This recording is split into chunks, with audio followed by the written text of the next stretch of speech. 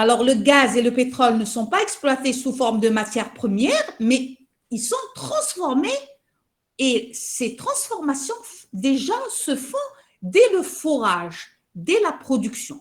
Le pétrole en Algérie est raffiné au niveau de Hassi Messoud, Skikda, Alzeu et même Alger.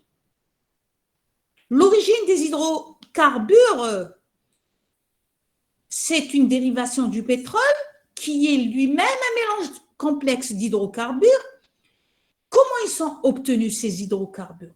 Ils sont obtenus par distillation, fractionnement et craquage du pétrole brut. Donc, ce sont les trois principales opérations qu'on peut faire dès le forage pour obtenir un hydrocarbure à partir du pétrole brut. Donc, il y a une histoire de distillation, de fractionnement et de craquage. Regardez la photo là. Vous avez l'origine du pétrole, on l'appelle aussi huile de pierre, c'est une huile de pierre. Il existe dans la profondeur des sols et parfois il est couvert par la mer. Donc la première photo vers le haut, là, vous voyez, la première photo, ce sont les plantes et les animaux marins qui meurent et qui coulent pour stagner au fond de l'océan. Par la suite, en deuxième position, il y a une vase qui va venir recouvrir la couche de plantes et d'animaux morts. Et avec le temps, les sédiments s'accumulent et compriment les plantes et les animaux jusqu'à ce qu'elles soient transformées en pétrole. À un certain moment, le pétrole va remonter à travers la roche poreuse et former un réservoir. Donc voilà comment ça se passe pour la formation de couches pétrolières brutes. Donc le pétrole, du fait de sa légèreté, il a une densité inférieure à 1, il a tendance par la suite à quitter la roche-mère de base et à se déplacer vers le haut. Le pétrole peut arriver à l'air libre, vous voyez, mais le plus souvent, il est arrêté en sous-sol s'il rencontre des formations imperméables, par exemple des couches d'argile. Il forme alors, avec les gaz et l'eau, des poches. On les appelle les oil traps ou les pièges à pétrole. Et les géophysiciens, comment ils font? Ils vont essayer de repérer ces poches, ces pièges à pétrole pour les exploiter. Donc, l'extraction, elle se fait comment? Regardez, vous voyez que l'extraction se fait le plus souvent par ce qu'on appelle le forage.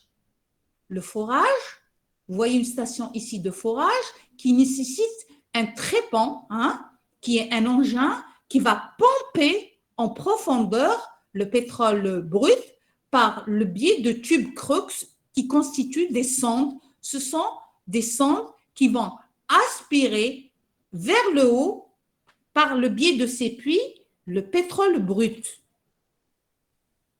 Alors, le brut n'est pas un produit homogène. C'est un mélange complexe d'hydrocarbures, avec de faibles quantités de soufre, des traces d'oxygène, d'azote et de métaux. Et pour séparer les produits et faire des produits réellement utilisables, on emploie des procédés de séparation physico-chimique qu'on appelle le raffinage. Vous savez qu'il s'agit de raffinage. Alors, on sait qu'il y a différentes sortes de brut. Vous êtes là? Oui. Donc, vous avez différentes sortes de brut. Vous avez le paraffinique, le naphthénique, l'aromatique. Ces produits bruts peuvent avoir une teneur basse en soufre, voire très basse, moyennement, hautement, ou carrément une teneur très haute en soufre. Donc, le traitement du pétrole, c'est quoi? C'est de la pétrochimie. Parce qu'il faut savoir que le pétrole est un mélange complexe d'hydrocarbures. Ça va d'un atome de carbone à 40 atomes de carbone. Cette pétrochimie se fait par le biais d'un traitement du produit brut pour faire la séparation. On parlera de raffinage, de fractionnement des mélanges. Et il faut savoir qu'on ne change pas la nature du constituant en faisant de la distillation. On peut faire aussi des modifications de la composition en faisant du craquage ou carrément ce qu'on appelle le reforming. OK? Alors, comment se fait la distillation atmosphérique? La distillation atmosphérique se fait en plusieurs temps et par rapport à une température. Vous avez un four de distillation où le pétrole brut va arriver, le fuel lourd, et le premier temps, c'est une distillation du produit dans une tour de distillation atmosphérique et vous avez des colonnes de fractionnement. Alors, à 400 degrés, vous avez du fuel domestique, à 370 et 300 du gasoil kérosène. En diminuant la température à 200, vous obtenez l'essence super. À 150 degrés, l'essence léger. Et à 20 degrés, c'est le gaz, le butane et le propane. Donc, c'est compartimenté par des plateaux horizontaux dans lesquels la température très élevée au pied, c'est-à-dire à 400, décroît vers le haut pour arriver à 20 degrés et obtenir du gaz butane et propane. En second temps, après sous-titrage, les fuels sont distillés sous vide pour donner des huiles diverses et du bitume. Donc, on peut avoir une distillation à pression atmosphérique et une distillation sous pression réduite ou à vide. Donc, l'arrivée dans la distillation à pression atmosphérique, l'arrivée du brut va nous donner des carbone 18, c'est-à-dire 18 carbones pour des températures de plus de 275 degrés Celsius. Le kérosène va se situer, ce sera les carbones 12 à 18, entre 175 et 250. Et on obtiendra des essences entre 6 carbones et 12 carbones pour des températures variant entre 200 et 60 degrés. Du naphta pour des carbones 6, carbone 7, et c'est jusqu'à 100 degrés Celsius. L'éther de pétrole, c'est 5 carbones à 6 carbones, et les gaz liquéfiables sont situés à 20 degrés pour 3 à 4 carbones. La distillation sous pression réduite ou à vide concerne le bitume, la paraffine, les huiles de graissage et les fuels. Comment se fait le traitement des coupes pétrolières? Alors, le traitement des coupes pétrolières, vous avez, on en a parlé déjà, les 3 principaux types de traitement. On fait ou du craquage, ou du reforming, ou du vapocraquage. Pour le craquage, ça concernera le traitement du gasoil. C'est un traitement thermique avec ou sans catalyseur pour les fractions lourdes et qui vont couper les liaisons carbone-carbone. On parlera de fractionnement moléculaire. Le reformage, le reforming, c'est un traitement des essences. C'est un traitement qui est aussi thermique, mais qui utilise des catalyseurs et ce sont des opérations par isomérisation, cyclisation, déshydrogénation qui vont vous donner, par exemple, une augmentation de l'indice de l'octane pour l'obtention de produits aromatiques. Le vapocraquage, c'est le traitement du naphta et du gasoil. Et là, vous avez des hydrocarbures avec des vapeurs d'eau à température qui est très élevée, qui peut arriver jusqu'à 800 degrés Celsius. Pour le cracking et le reforming, cette opération à elle seule ne permet pas d'avoir assez d'essence à moteur.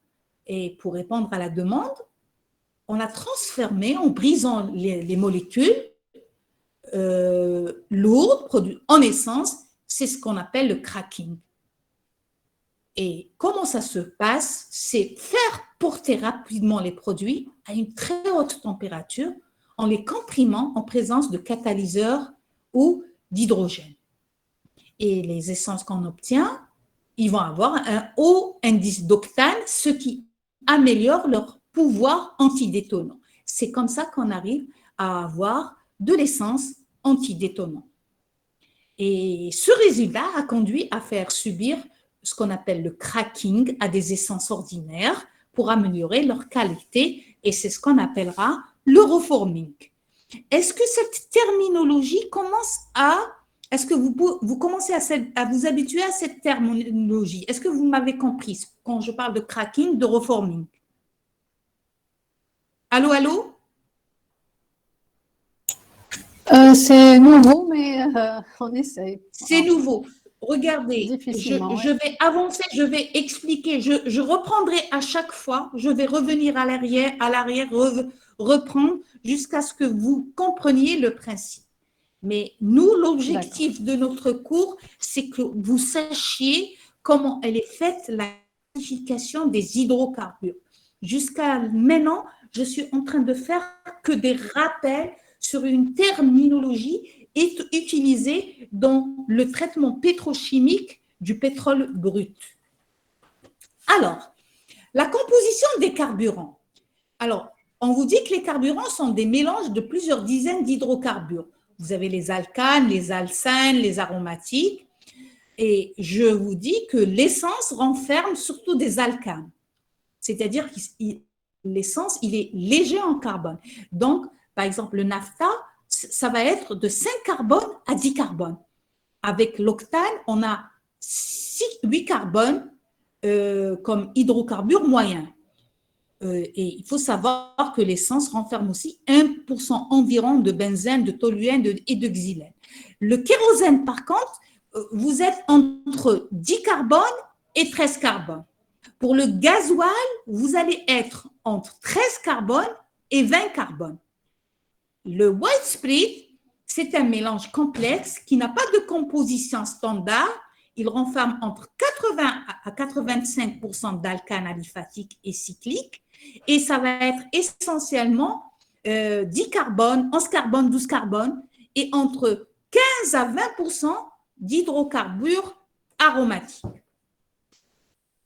Au fait, la pétrochimie, c'est la conjonction des industries pétrolières et chimiques. Elle est à la base de la fabrication de nombreux matériaux qu'on utilise. Vous avez en tête de liste les solvants, vous avez les textiles synthétiques, vous avez les matières plastiques, vous avez les engrais, vous avez les caoutchoucs et vous avez les colorants. Donc, ce sont des produits très répandus. Donc, et par la suite, on va voir les risques par rapport à la manipulation de ces produits. Quel est le rôle des hydrocarbures? Ce sont des produits de première nécessité dans le monde d'aujourd'hui. Alors, on les emploie comme matière première dans l'industrie chimique et dans la production de carburants. Ils sont utilisés dans la production de médicaments, de produits agrochimiques et agroalimentaires. Ils sont utilisés dans les matières premières, ils sont utilisés dans les matériaux de construction, ils sont utilisés, ils rentrent dans la composition, je vais dire, de peinture et de fibres synthétiques, et ce sont des détergents, et même, ils rentrent dans la composition des caoutchoucs. Alors là, on est arrivé à notre sujet, à notre objectif qu'on doit atteindre, c'est de faire une classification des hydrocarbures. Alors, ce qu'on doit retenir, que les hydrocarbures sont formés de molécules d'atomes de carbone et d'hydrogène. D'accord? Donc, c'est du carbone et de l'hydrogène. Et on vous dit que certains atomes d'hydrogène pouvant être substitués, c'est-à-dire remplacés, pour donner des dérivés halogénés, nitrés, soufrés. On va le voir tout à l'heure. Il faut savoir que les hydrocarbures proviennent essentiellement de la synthèse chimique, réalisée à partir de produits de gisement du combustible, du fossile que je vous ai montré tout à l'heure, pétrole, gaz naturel, charbon et bitume. Les hydrocarbures dans des conditions normales de température et de pression sont ou solides. Vous avez ceux qui sont de nature solide comme la paraffine, ceux qui sont de nature liquide comme les essences, les huiles et les solvants, et ceux qui sont de nature gazeuse. Il s'agira du méthane, du butane par exemple. En volume, la grande partie des hydrocarbures sont des carburants utilisés dans les moteurs thermiques, dans les centrales électriques et dans les installations de chauffage. Mais il faut savoir que les utilisations sont de plus en plus croissantes et c'est issu de cette pétrochimie qui s'est explosée ces dernières décennies et elle est omniprésente dans les applications des huiles et graisses, des matières plastiques, du caoutchouc, du revêtement routier par exemple, des gaz propulseurs. Et en plus de ça, vous avez tous les solvants dans les peintures, les colles et les dégraissants qui sont concernés. Je reprends. Donc, vous voyez que je me répète pour vous expliquer. Qu'est-ce qu'un hydrocarbure? Si je veux définir l'hydrocarbure, c'est un composé contenant essentiellement du carbone et de l'hydrogène. C'est la définition que vous devez connaître si on vous pose la question, qu'est-ce qu'un hydrocarbure? Donc, l'hydrocarbure est un composé qui contient essentiellement carbone et hydrogène. Il désigne le pétrole sous toutes ses formes, que ce soit le brut, le fioul, les résidus d'hydrocarbures et les produits raffinés, condensats, huile minérale, gasoil et essence. Ces hydrocarbures sont répartis en familles et rassemblant plusieurs centaines de composants en mélange. Alors, quelles sont les propriétés du carbone? Alors, vous le savez, le carbone, il a des valences. Il a combien de valences? Le carbone. Allô, allô? Le carbone porte? 4. Il y a combien de valences? 4 valences, oui. Donc, 4 valences. Donc, il peut former de fortes liaisons simples, mais il peut porter des liaisons doubles et triples avec d'autres atomes de carbone, par exemple. Ils peuvent être reliés les uns aux autres pour former une gamme de structures géométriques très variées. On va les voir. Donc, je reviens à mon plan du cours de la conférence. Nous avons abordé la classification des hydrocarbures. On est en train de parler des... Je vous rafraîchis la nuée. Dans les hydrocarbures non substitués, nous allons parler des aliphatiques. D'accord?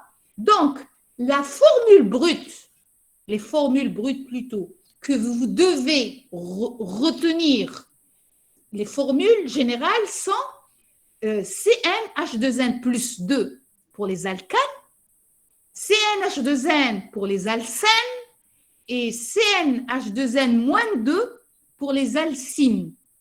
Ça, vous devez le savoir. D'accord? Donc, formule générale, c'est plus 2 pour les alcanes,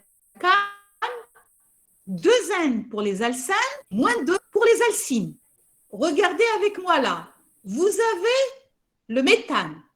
Alors, le méthane, c'est un carbone avec 4 hydrogènes. CH4, c'est du méthane. Donc, le méthane, il fait partie des hydrocarbures aliphatiques. Alors, vous avez ici les principaux, d'accord? J'ai rassemblé en tableau selon le nombre d'atomes de carbone et la formule moléculaire développée, les différents hydrocarbures aliphatiques saturés, les alcanes, paraphinique, donc je suis dans CnH2n plus 2. Donc, si c'est un seul carbone, il s'agit du méthane. S'il s'agit de 2 carbones, c'est l'éthane. C'est CH3, CH3. D'accord? Vous pouvez le dessiner sur votre brouillon à côté, le CH3, CH3. Quand il s'agit du propane, c'est 3 carbones. Et ça donnera du CH3, CH2, CH3. Le butane, c'est 4 carbones, le pentane, 5, l'hexane, 6, l'heptane, 7, l'octane, 8 carbones, le nonane, 9 carbones et le dicane, c'est 10 carbones. D'accord? Il s'agit de la classification des hydrocarbures aliphatiques saturés. Je suis dans le CnH2n plus 2. OK? Vous me suivez? Oui. Oui. Très bien. Donc, essayez, je vous demande, pour pouvoir parler des hydrocarbures, de retenir ce petit tableau. Après, vous avez les hydrocarbures aliphatiques acycliques. Ce sont des composés constitués, on l'a dit, de carbone et d'hydrogène, je répète, mais géométriquement, dans l'espace, il peut s'agir de chaînes ouvertes, linéaires ouvertes, ou bien avec des ramifications. Pour les saturés ou les insaturés, ils peuvent former des cycles. Ils peuvent former des cycles. D'accord? Donc,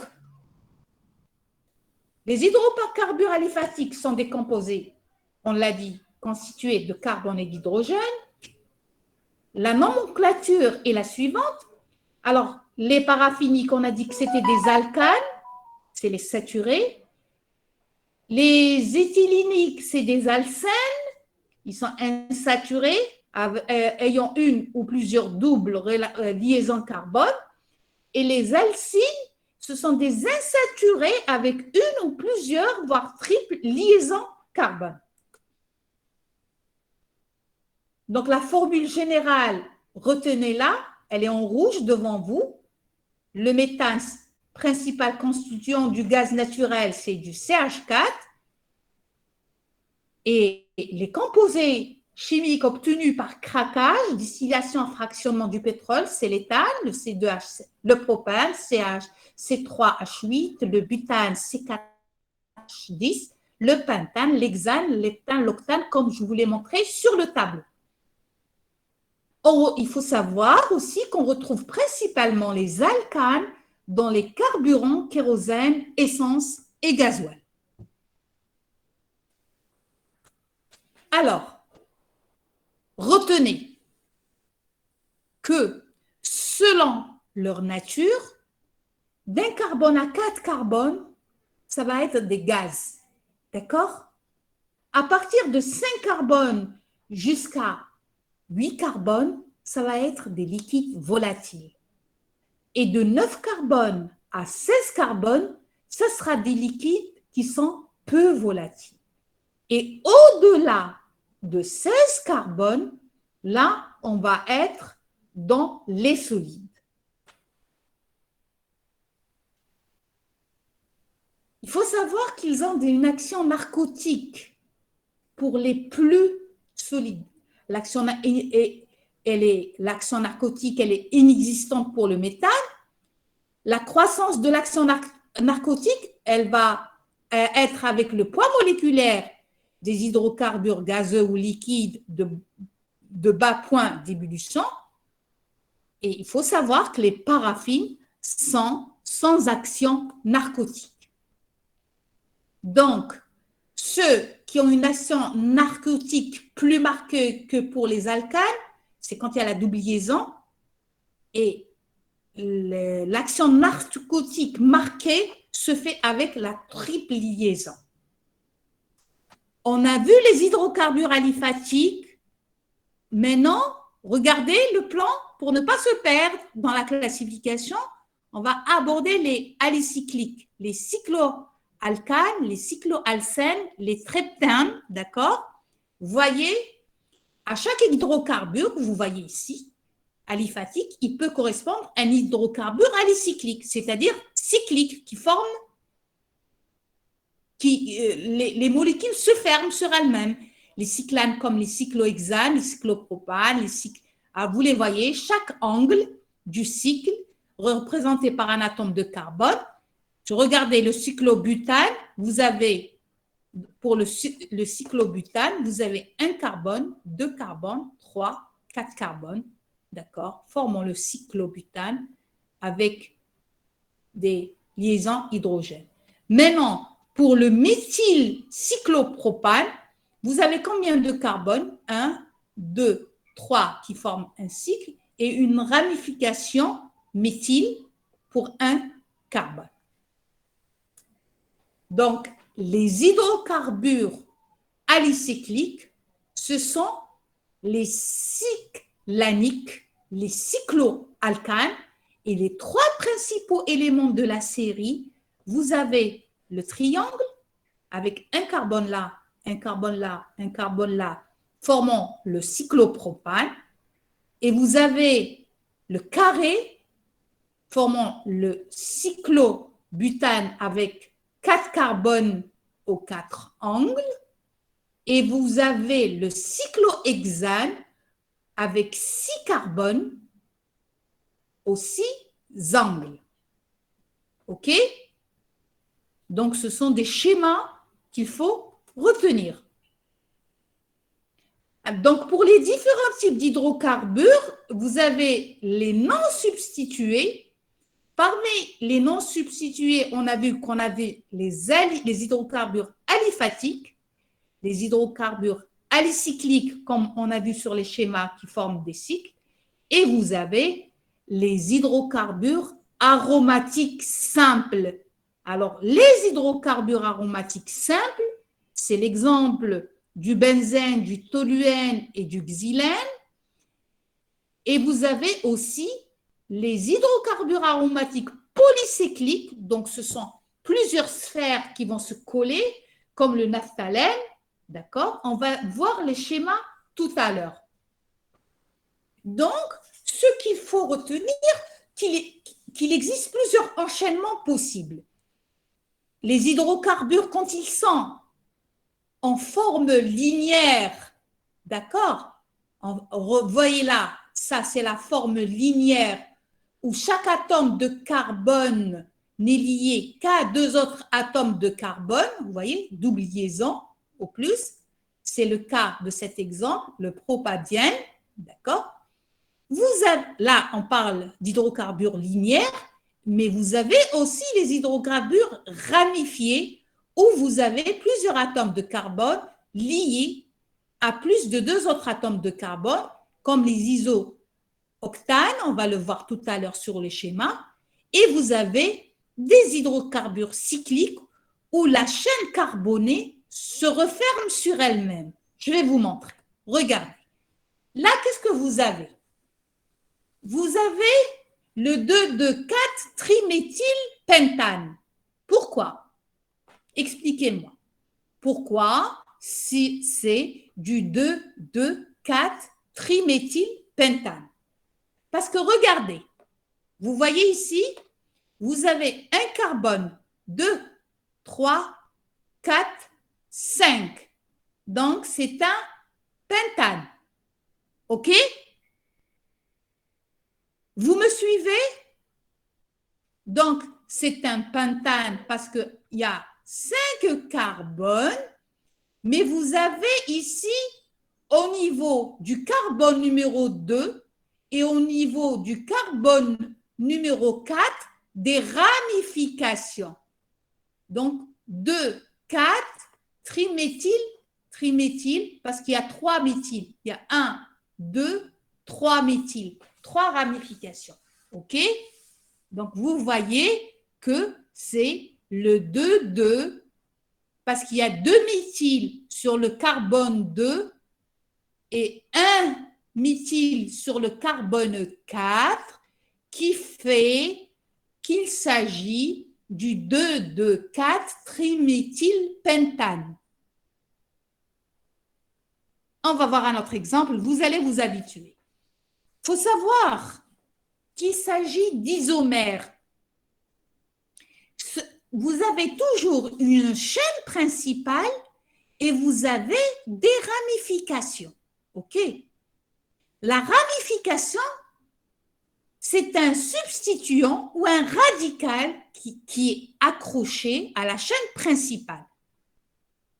Et ce radical prend une terminaison en il, méthyl, éthyl. D'accord? Regardez. Vous avez ici une chaîne principale constituée d'1, 2, 3, 4, 5, 6 carbones. C'est la chaîne principale. C'est un hexane, 6 carbones.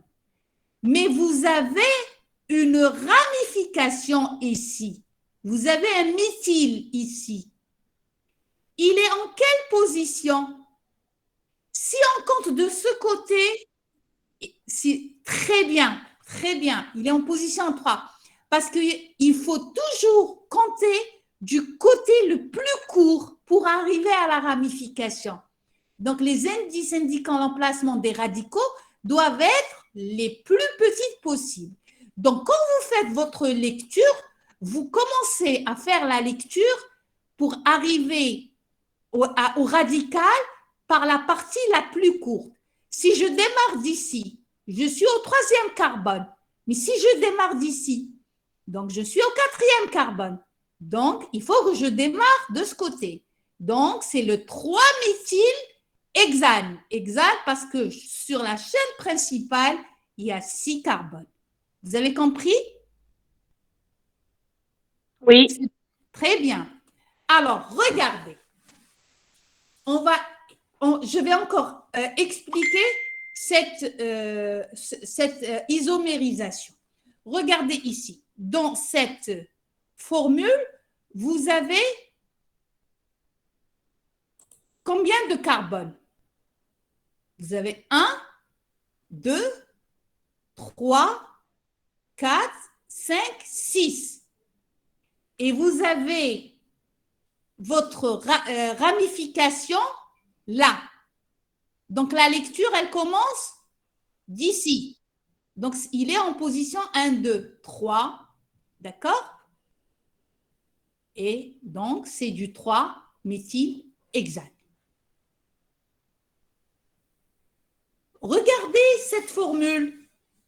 Là, vous avez une double ramification. Sur quel carbone? Le 2e carbone. D'accord? Et la chaîne la plus longue contient combien de carbone? 4. Très bien. Donc, il s'agit là du 2,2-diméthylbutane. 4 veut dire que c'est du butane, mais les deux ramifications sont faites sur le carbone en position 2. Donc, c'est le 2,2-diméthylbutane. Vous avez compris? Oui. Oui. Très bien. Regardez ici. La chaîne la plus longue, c'est 4 carbones, mais là, ça a changé.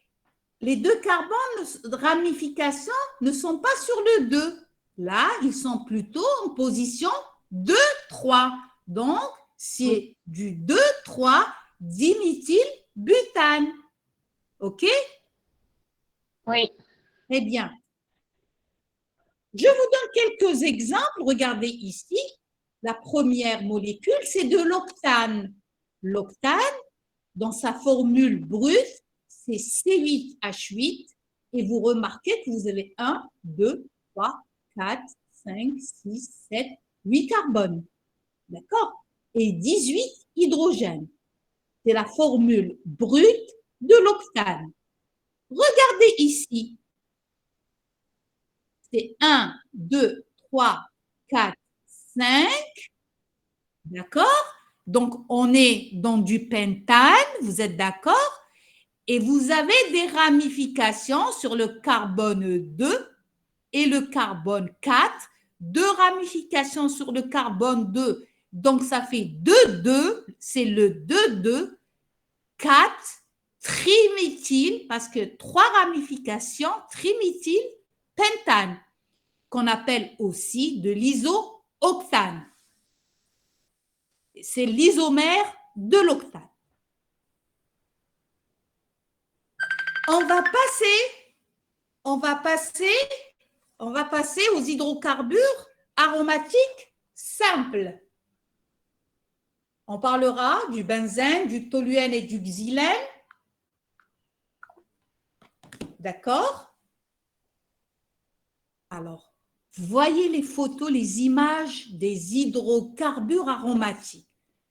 Qu'est-ce que vous remarquez? Ce sont des composés chimiques qui contiennent un système cyclique. D'accord? Vous avez un noyau benzénique qui est très stable, formant un hexagone régulier. Donc, le benzène qui est de formule C6H6, comme le toluène, le xylène, l'éthylbenzène, le propylbenzène, le butylbenzène, qui ont des chaînes latérales. Il faut savoir que ce sont des solvants qui sont très intéressants dans le secteur de l'industrie. Malheureusement, ce sont des produits cancérigènes, mutagènes et reprotoxiques. Ils sont classés pour la majorité en produits CMR et on essaye tous les jours, autant qu'on peut, à faire leur substitution, c'est-à-dire on essaie toujours de les remplacer par des produits moins dangereux. On fait de la substitution. Mais c'est une chose qui n'est pas toujours évidente. Ils sont très importants et difficiles à combattre dans le secteur de la prévention primaire en médecine du travail. Vous avez donc les hydrocarbures aromatiques polycycliques. Alors, ce sont les HAP. On va vous parler souvent de produits HAP. Alors, quand on vous dit HAP, veut dire hydrocarbures aromatiques polycycliques. Ils sont composés de 4 à 7 cycles. C'est comme le naphthalène, d'accord? Ils sont très nombreux. Il y en a plus d'une centaine. Ils se présentent sous forme de mélange complexe. Et vous avez le bitume. Dans le bitume, vous avez surtout le goudron, qui sont des HAP et qui résultent de la combustion incomplète de matière organique. Regardez les HAP. Les HAP, là, vous avez une structure du benzopyrène.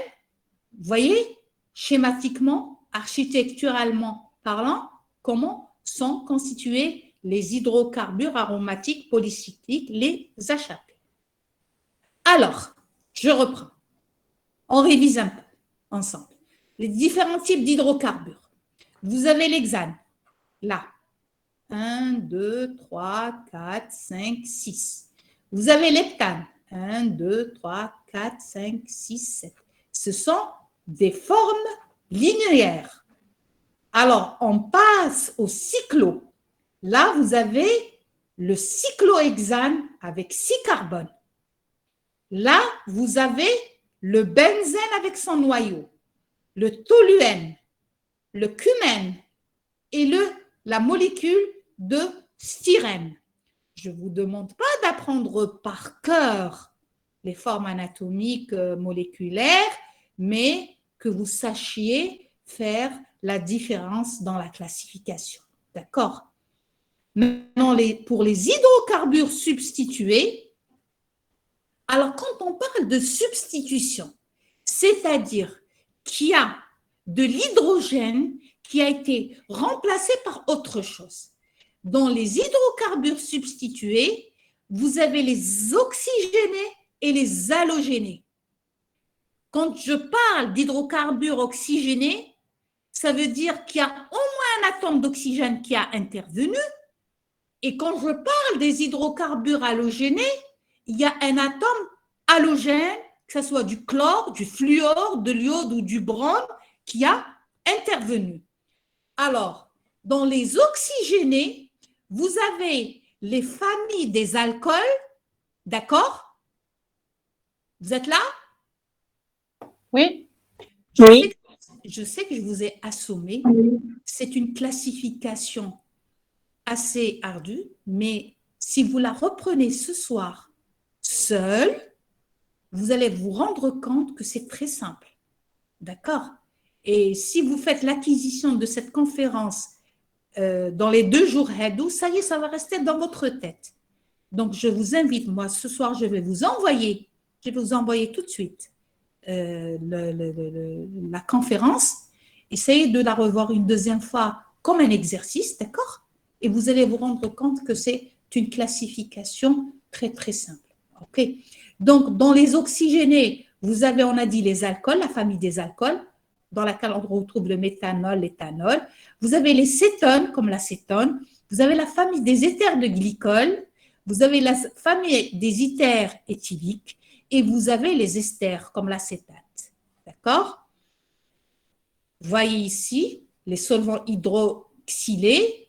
Là, vous avez le méthanol. Vous voyez, l'oxygène. Vous avez l'éthanol, ici l'oxygène. Et vous avez l'isopropanol, il est là l'oxygène. Pour les solvants cétoniques, l'acétone, voilà l'oxygène. Le méthylacétone, il est là. Et pour les esters carboxyliques, vous avez, regardez, l'acétate de méthyle avec les 2 oxygènes et vous avez l'acétate d'éthyle.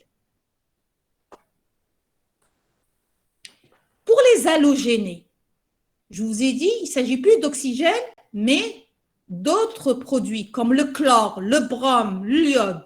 Vous avez le trichloréthylène, on a pris l'exemple ici de solvant halogéné, le perchloréthylène, vous voyez les 4 chlores, vous avez le trichloréthylène avec les 4 chlores, les 3 chlores, 3 chlores. Là, vous avez le tétrachlorure, 4 chlores de carbone, le chloroforme, d'accord? Vous avez un hydrogène et 3 chlores, c'est le chloroforme. Et vous avez le chlorure de méthyle, vous avez les 2 chlores. OK? Alors, cette classification, je vous ai dit, vous la reprenez ce soir, à tête reposée, vous schématisez, vous allez la comprendre et la classer définitivement. Vous n'allez plus la reprendre jusqu'au DEMS. D'accord? Inch'Allah. OK. Alors, on va passer aux risques professionnels. Quels sont les risques professionnels par rapport à la manipulation des hydrocarbures? Et quelles sont les situations professionnelles à risque? Alors, il faut savoir que ces hydrocarbures, pour la plupart, sont cancérigènes et ils constituent un risque depuis le lieu de production, c'est-à-dire le forage, à leur lieu de consommation.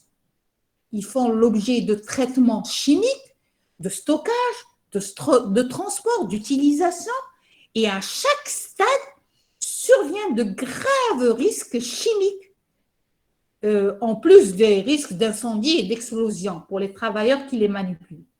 Alors, dans les lieux de production, les hydrocarbures, ce sont surtout les lieux d'extraction, de raffinement, les usines de pétrochimie et de conditionnement qui constituent les lieux du risque hydrocarbure.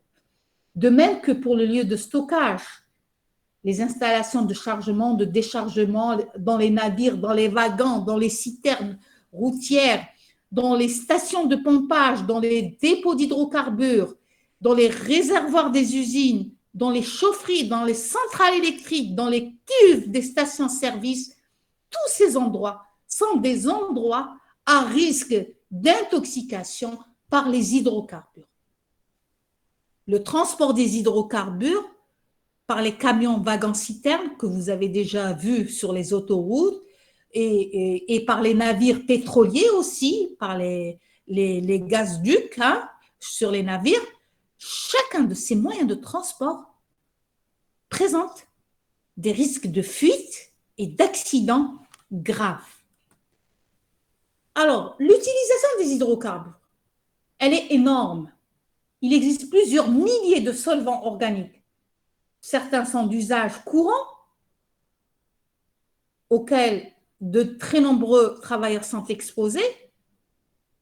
Maintenant, les secteurs professionnels concernés par les solvants, moi je vais vous dire, c'est tous les secteurs.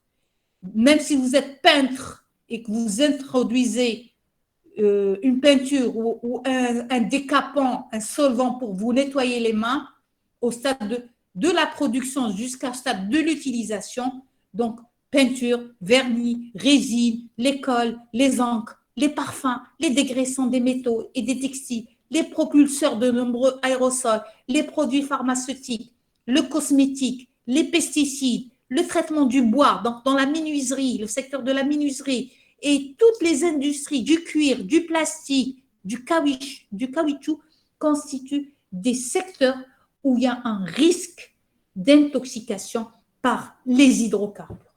Donc, pour parler de professions particulièrement exposées, vous pouvez mettre toutes les professions, mais vous avez certaines qui sont particulièrement concernées. On peut citer ceux de la mécanique automobile, les pompistes, les citernistes, les épandeurs de bitume, ceux qui font le goudron sur les routes. Vous avez déjà vu ça? Oui. Les chauffeurs routiers, les peintres, les opérateurs de coulées, les travailleurs des raffineries, des dépôts pétroliers, et ceux qui travaillent le caoutchouc et le cuir, et de même dans le bois, le traitement du bois, dans la menuiserie, l'ébénisterie, et chez le dégraissage, quand vous prenez vos vêtements, il y a une odeur particulière dans les pressings qu'on apprécie. Hein? C'est l'odeur du Patex chez les sniffers. Et vous avez aussi le souci qui se pose, c'est chez les agents d'assainissement et de traitement des eaux usées. Alors, dites-moi, quel est le secteur qui n'est pas concerné par les hydrocarbures? Vous allez me dire peut-être le secteur tertiaire, la bureautique. Ah ben, je vais vous répondre que même la photocopieuse va émettre des vapeurs d'hydrocarbures. D'accord? Donc, on les retrouve un peu partout. Alors, quels sont les risques inhérents aux hydrocarbures? Vous avez d'abord le risque d'incendie et d'explosion. Du fait de leur grande volatilité, leur inflammabilité élevée, faible point d'ébullition, s'évaporant facilement dans l'air, ces fortes vapeurs inflammables donc entraînent un risque d'incendie et d'explosion. C'est un risque qui est reconnu et qui exige des précautions particulières en matière de stockage, de confinement et de manutention de ces produits hydrocarbures. Maintenant, les risques pour la santé par rapport à la toxicité des hydrocarbures aliphatiques, il faut dire que là, la toxicité est généralement modérée, avec des effets communs. Lors d'inhalation répétée ou prolongée, nous avons des réactions telles que des maux de tête, des vertiges, mais à forte concentration, ils entraînent des troubles du système nerveux et du système digestif, avec nausées et vomissements. Plus précisément, il faut savoir que les vapeurs des alcanes liquides supérieurs au propane agissent sur le système nerveux central, entraînant les céphalées, les nausées et la somnolence. Ils sont par ailleurs légèrement irritants pour la muqueuse pulmonaire, irritants pour la peau, entraînant des dermites, d'accord, par contact avec la peau répétée et prolongée. L'hexane, qu'on retrouve dans les cols, l'essence et les nettoyants de frein, a une neurotoxicité plus affirmée, mais l'hexane a été souvent remplacé par de l'heptane. Donc, généralement, on fait sa substitution, l'hexane, par l'heptane, qui est moins nocif. Maintenant, pour les hydrocarbures aromatiques, comme le benzène, toluène, le xylène, ils sont potentiellement dangereux pour la santé. Ce sont des hydrocarbures aliphatiques qui peuvent provoquer des troubles neurologiques, des affections gastro-intestinales et des affections des voies respiratoires supérieures et inférieures. Donc, irritation. Ils ont une certaine autotoxicité, d'accord, l'oreille, hein, en particulier pour le toluène, le xylène et le styrène. Le benzène, qui existe à l'état de trace dans la cigarette, dans l'essence, de même que le benzopyrène, font partie des hydrocarbures aromatiques HAP, dont le goudron, et ils sont considérés comme des produits cancérigènes, mutagènes, reprotoxiques. Ce sont des produits CMR. Les HAP pénètrent dans l'organisme par voie transcutanée et par voie respiratoire, parfois par ingestion, quand on a les mains polluées. Et si la toxicité de l'ensemble des HAP n'est pas connue, plusieurs d'entre eux sont classés cancérigènes probables par le CIRC ou cancérigènes possibles. Donc, dans la classification internationale des produits chimiques cancérigènes, ils sont classés dans la position 2A, voire B, donc cancérigènes probables ou possibles, susceptibles de provoquer des cancers du poumon, cancer de la vessie, pouvant être déclarés bien après la retraite, ce qui fait qu'il y a une sous-déclaration de ces cancers professionnels. La toxicité des hydrocarbures aromatiques, c'est dû à l'exposition concomitante à l'extérieur aux fumées de bitume, le goudron, rajouter à cela les ultraviolets, le soleil. Ceux qui font le goudronnage au niveau des toitures des maisons, ceux qui font du goudronnage des autoroutes, surtout au sud, de même que la projection sur la peau de certains bitumes et goudrons, plus riches en hydrocarbures aromatiques polycycliques, tout ça peut être à l'origine de brûlures cutanées, parce qu'ils sont phototoxiques, et qui peut être à l'origine par la suite d'une cancérisation de ces zones brûlées. Maintenant, pour les hydrocarbures chlorés, il faut savoir qu'ils ont en plus des effets dépresseurs du système nerveux central communs à de nombreux hydrocarbures. Les chlorés présentent d'autres nocivités. Ils ont une nocivité sur le foie, le rein et le cœur. Le perchloréthylène, qui est le solvant le plus souvent utilisé dans le pressing, quand vous partez chez le dégraissage, cette odeur agréable que vous recevez dès l'entrée au magasin pour nettoyer les vêtements, c'est surtout le nettoyage à sec des vêtements. Ils ont un effet cancérigène suspecté et ils sont classés par le CIRC en étant cancérigènes probables, d'accord? Ces solvants chlorés provoquent des problèmes respiratoires en cas d'inhalation répétée. Donc, il y a l'effet irritant en plus de l'effet cancérigène. Le trichloréthylène et le dichlorméthane, d'accord, qui sont d'usage courant pour le dégraissage des pièces métalliques chez le mécanicien. Ils sont utilisés aussi par le peintre pour le décapage de pièces, l'extraction de matières grasses. Eux aussi, ils ont une toxicité sur le système nerveux central, mais ils ont aussi une toxicité sur le cœur. Ils sont irritants cutanés et respiratoires et ils sont cancérigènes possibles pour le premier, c'est-à-dire le trichloréthylène, et probables pour le second, c'est-à-dire le dichlorométhane. Le tétrachlorométhane, c'est-à-dire le CCl4 que je vous ai montré sur le schéma, sur la photo tout à l'heure, il est plutôt hépato- et néphrotoxique. Par contre, le trichlorométhane, c'est le chloroforme, il a, lui, des capacités narcotiques qui sont très puissantes. Il reste à voir aussi la toxicité pour la santé des huiles minérales. Qu'est-ce qu'on appelle les huiles minérales? Ce sont les huiles de vidange. Ce sont des graisses qui contiennent des hydrocarbures aromatiques HAP et peuvent être responsables d'irritation, d'allergie de la peau.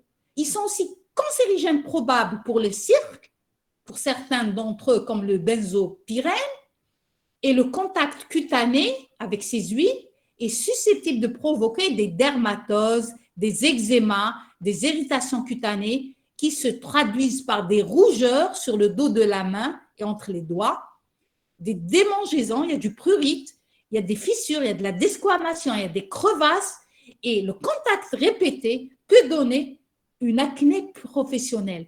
C'est ce qu'on appelle le bouton d'huile. D'accord?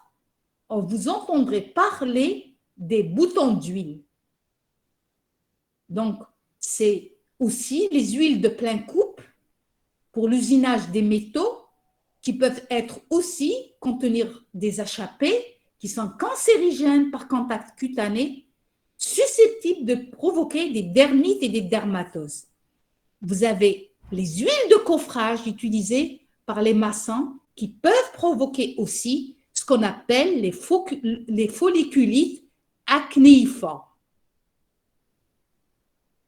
Voilà ce que j'avais à dire pour la conférence d'aujourd'hui. Vous êtes encore là? Oui. Donc, j'espère que je ne vous ai pas assommé. Je vais vous envoyer la conférence tout de suite. Je vous invite à la revoir, ou la revoir ce soir. D'accord? Si vous avez des questions à me poser, vous me les posez ou tout de suite, ou vous me les envoyez par mail, vos questions. Il n'y a aucun souci, je vais vous répondre.